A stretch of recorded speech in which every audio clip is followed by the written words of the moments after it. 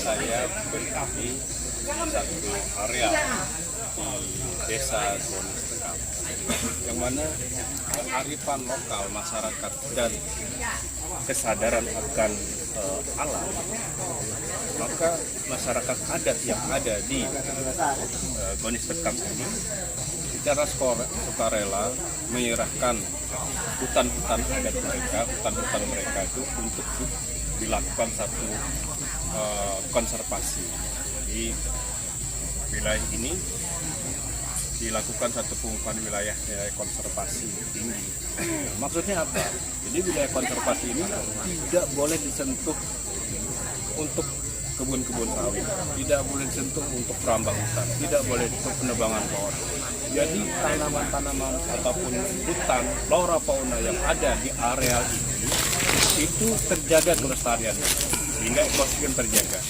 Nah, inilah satu kearifan lokal, kesadaran masyarakat di Kabupaten Sekadau dan khususnya masyarakat Gonis Tekam, desa Gonis Tekam, untuk melestarikan budaya ataupun kearifan lokal masyarakat yang ada. Jadi suatu saat apabila ada pelanggaran menebang pohon tanpa izin, kemudian ada menembak binatang-binatang flora fauna dan lain sebagainya, akan dikenakan sanksi adat. Nih, masyarakat adat Kabupaten Sekadau. Saat ini untuk desa Gonis Tekam ada sekitar 20 hektar lebih hutan masyarakat yang diserahkan untuk dikelola agar tidak dieksplorasi untuk tanaman-tanaman produktif yang lain. Jadi hutan-hutan ini yang ada di beberapa tempat dijadikan satu wilayah konservasi alam yang bernilai tinggi. Artinya apa? Di situ terdapat banyak tumbuhan-tumbuhan berkhasiat obat, tanaman-tanaman langka yang dilestarikan agar ini menjadi suatu warisan budaya masyarakat Sekadau dan desa Gonis Tekam khususnya. Teman sekalian, samping saya ini adalah Pak Hilar Himawan. Beliau adalah manajer direktur untuk Kling Kumang Group. Mungkin Bapak bisa ceritakan sedikit tentang sekolah lapangan, kemudian bagaimana eksistensi dan juga peran serta Kling Kumang Group ini untuk masyarakat khususnya agar menjaga alam. Ya begini. Mayoritas anggota Kling Kumang memang sebagai petani. Ada petani karet dan petani sawit.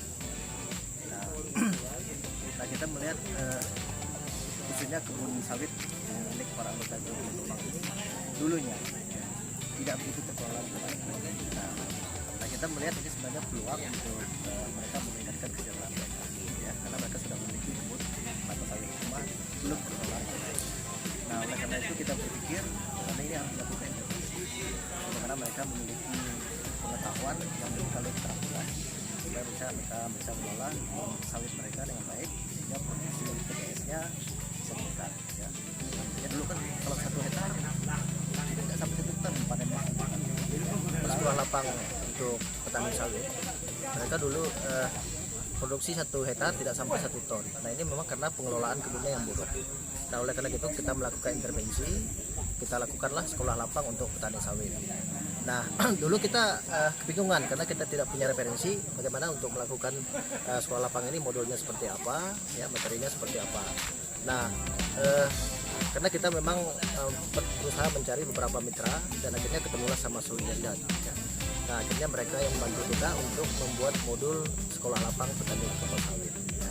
Dan setelah modul itu jadi, akhirnya kita laksanakan sekolah lapang ini mulai tahun 2012 kalau tidak salah. Ya. Nah sampai hari ini tidak kurang dari 4.000 lulusan sekolah petani kelapa sawit. Teman-teman sekalian, ternyata Gunung sudah memberikan kontribusi untuk peningkatan sumber daya manusia. Ada sekitar 4.000 generasi muda, anak muda, orang tua yang sudah diajarkan bagaimana mengelola sawit, sehingga alam yang ada di sekitar ini yang tadi sudah kita cerita 20.000 hektar itu tidak digarap sebagai lahan sawit, namun diserahkan untuk dilakukan konservasi yang bernilai tinggi. Nah, karena dengan lahan masyarakat yang tidak terlalu luas pun, pada saat dilakukan penanaman sawit, karena sudah diajarkan bagaimana tadi kita mengelola dengan baik, sehingga hasilnya secara maksimal. Dan inilah peran serta solidaritas dan lingkungan grup dalam rangka meningkatkan kesejahteraan masyarakat yang secara sukarela menyerahkan sebagian hutannya untuk dikelola melalui konservasi hutan, kawasan konservasi hutan yang bernilai tinggi. Semoga informasi ini bermanfaat dan menjadi suatu pembelajaran buat kita semua bahwa kita harus menjaga alam seperti masyarakat yang ada di daerah Toritara. Masyarakat tentunya juga tidak akan kehilangan secara ekonomis karena dengan sedikit lahan sawit, namun diberikan satu pembelajaran oleh Kelingkumang Group dan solidaritas, sehingga masyarakat memahami bagaimana cara menanam sawit, kemudian bagaimana membuat komoditas-komoditas lain tanpa harus merusak hutan. Semoga informasi ini bermanfaat dan menjadi aspirasi buat kita semua. Salam lestari.